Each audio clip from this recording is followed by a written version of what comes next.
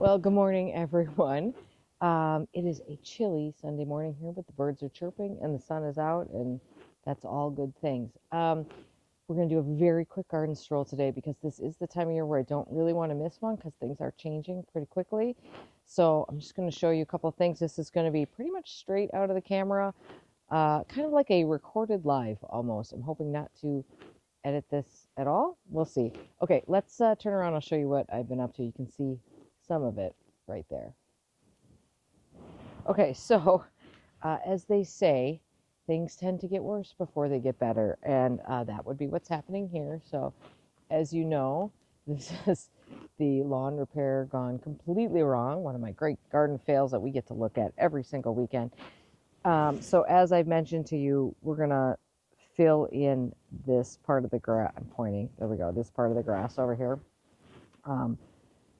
And we're bringing a lot of topsoil to try to, I think you can kind of see how this is quite mounded here. Those are all the tree roots, I'm certain, that are causing that.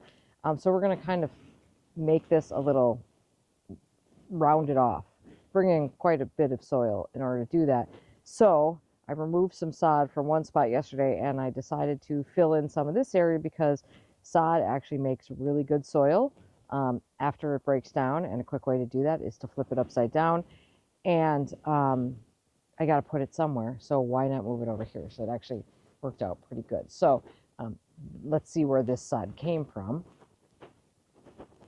And it came from, I showed you in last week's stroll, that it was from over here, where I told you I was going to make this bed bigger, which I did yesterday. Darwin was a great help. He is so dirty. He's been laying in dirt all day. Bed is kind of a weird shape, like a little blob. But I have to tell you, this is invariably when I start a project, at some point I've said I really don't want to do that. But this is the north side of our house, and nothing's planted over here. And I really don't want to get into it. I really don't want to plant anything over here. I know it's a little unsightly from some views, but north side gardens are tough. I don't need one more place to manage more plants, and it's not like I'm going to be planting anything that's super exciting back there because it is north, right along the house. I mean, we all know that's a notoriously difficult place to plant. So anyway, I've just sort of tucked this bed back up here. Let me maybe make this a little brighter for you. There we go. I've tucked this up. You can see what shape this has sort of taken. So, probably not quite doubled the size of this bed. When I first planted this bed, I planted it all with divisions from the garden and didn't buy anything for it. I'd love to do that again, but it's a lot of extra space, so we'll have to kind of see where I don't have a plan, I'll tell you that. There is no plan at this point, but we'll figure it out. So that was, I don't know, an hour and a half yesterday, probably, that I spent doing that. There are lots of things coming up, which is mostly why I wanted to do this. So, for instance, the perennial alliums here, this is probably millennium, or yeah, it's probably millennium. Those are coming up. I see, maybe are those, I don't know if those are phlox. Lots of things popping up out of the ground. In fact, it's really interesting to me that this is, I'm fairly certain, this is Ambassador allium right there, and that's one of the last allium to bloom in this garden, yet its foliage comes up early. Fortunately, it has very nice looking, beautiful strappy foliage, which is one of the reasons why I like it so much. This part of the garden has obviously not been cleaned out yet, but it is nice to see things, daffodils and things. Lots of these grasses. This is all Dischampia goldtau here. You can see we've got, the new grass coming up through it. I did whack this back with the string trimmer. You probably saw that in a video. Let's go check on the pedicites because it's so wild. It just stands out. It's so bright green. Just stands out from everything else. So we really just, yesterday, Mr. Much More Patient was like, what is that over there? So let's go take a look. So the flowers have started coming up more here. But it's pretty amazing when you see what this looks like later. Actually, let me stand on this side of it so we can, I think it'd be better if we got this in the shade. Can I get it in the shade? There we go. I mean, this is what produces those huge, enormous leaves. It's so wild that it starts like this. But it's the most beautiful, you know, light limey green. And you can see it's spreading through here. I wouldn't say it's spreading. It's certainly not out of control. I think, what was it, 4 years ago, 3 years ago, that I got some plants from a neighbor. I guess it is through here, multiplying a bit. I'm very happy that it's multiplying. Boy, look at, gosh, sorry, the sun's tough. It's pretty early here. Look at all the skunk cabbage through here. Obviously a nice damp area. Skunk cabbage and Japanese petasites. Oh no.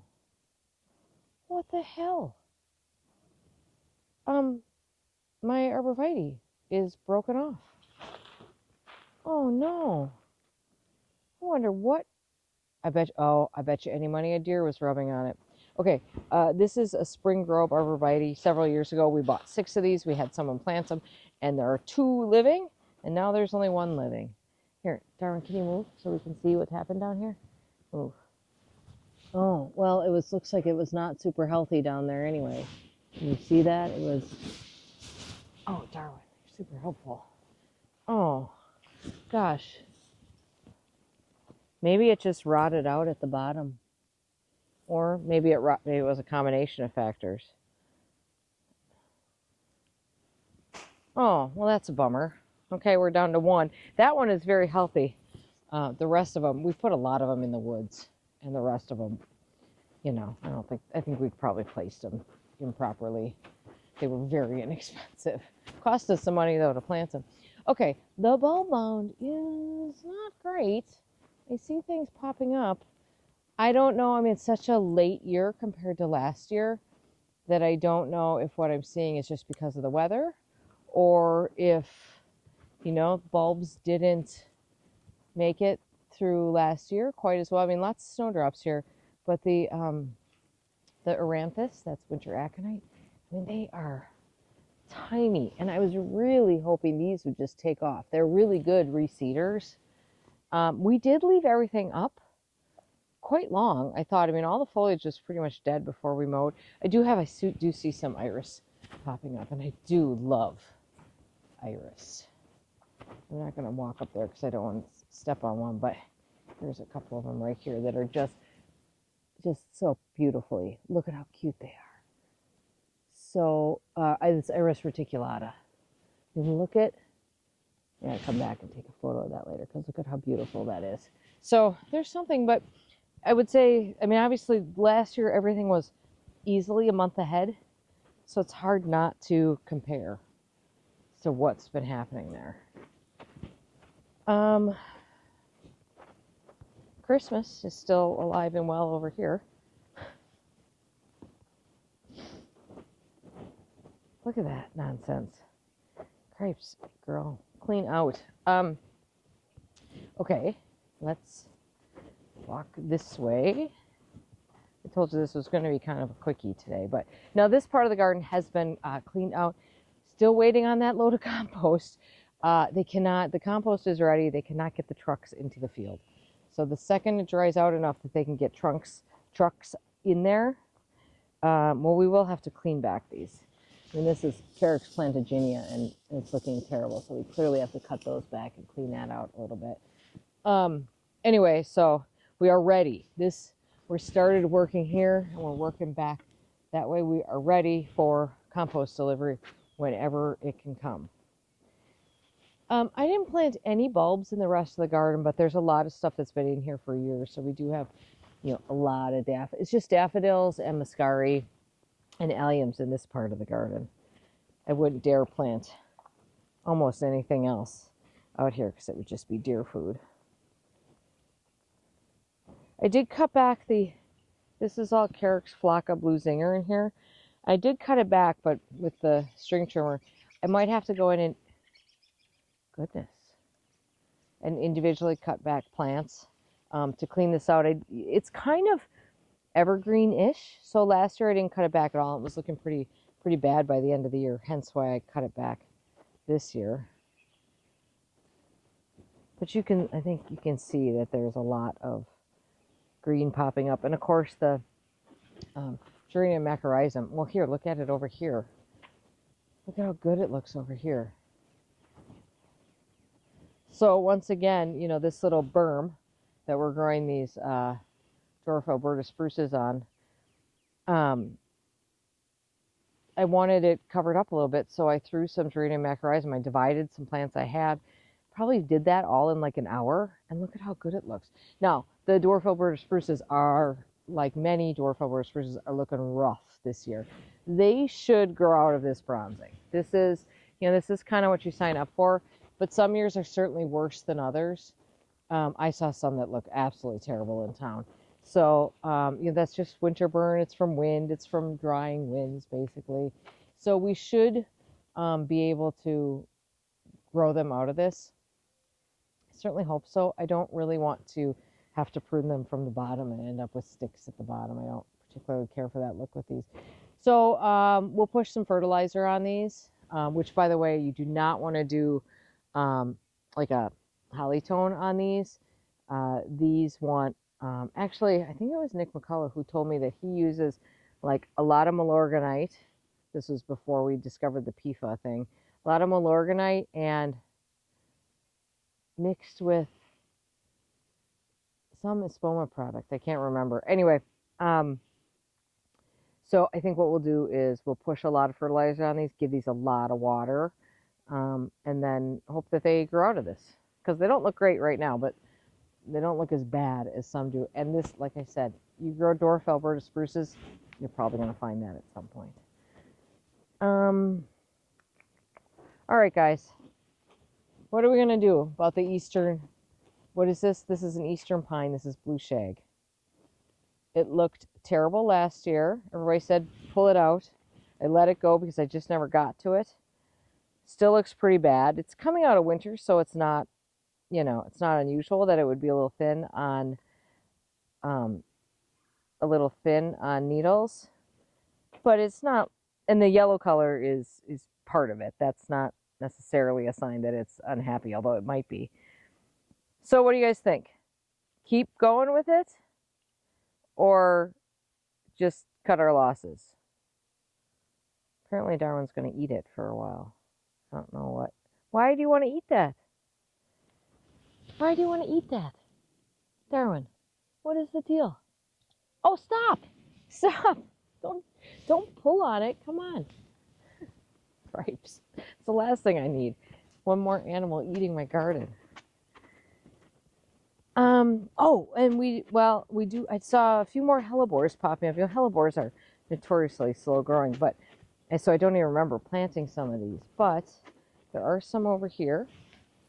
Tiny little guys. Where are they? There they are, right there. Lots of snowdrops coming up over here. The snowdrops have really started bulking up over here, which is good. I actually think some of these clumps might be worth dividing a little bit. You know, it's really, that's how you get more snowdrops. There's more clumps over here, over there. So I think maybe this is the year to do that. So I have not cleaned, again, you can tell I've not cleaned out this garden yet. I want to do that because, in part, because there are some minor bulbs in here, and you know, those need to see some sun, and there's a lot of leaf cover on here. So first of all, it's not a water bowl, and second of all, that's ice. No, don't drink out of there. Okay. Oh, and I will just show you, remember last year I showed you the skunk cabbage that was coming up over here? If you saw that video, look at how much they've grown.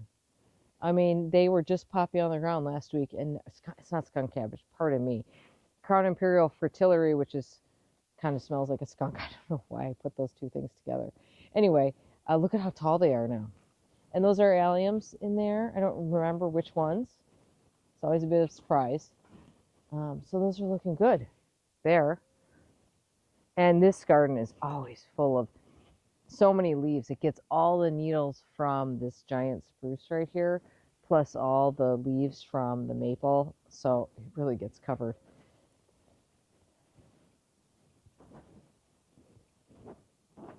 And this little patch of geranium macrorrhizum looking great here too. So, okay, that's just a really quick walk around. Here, let me turn you around. All right. Oh, gosh, the sun. Let's adjust. All right, there we go. All right, that is a very quick walk around. I just want to keep up and keep showing you as some of these spring things pop up, because otherwise they kind of come and go, and lighting problems today. Otherwise they come and go, and we just tend to miss them. So I don't want to miss. I'm trying not to miss a week on just a really quick stroll. And if I can get videos turned out, there could be videos every day this week. I kind of don't think that's going to happen because generally speaking, Mondays are too busy for me to.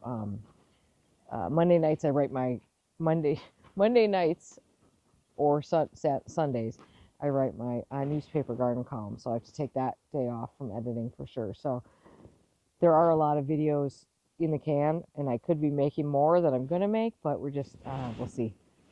That was a lot of blabbing. Have a great day in your garden, guys. See you soon.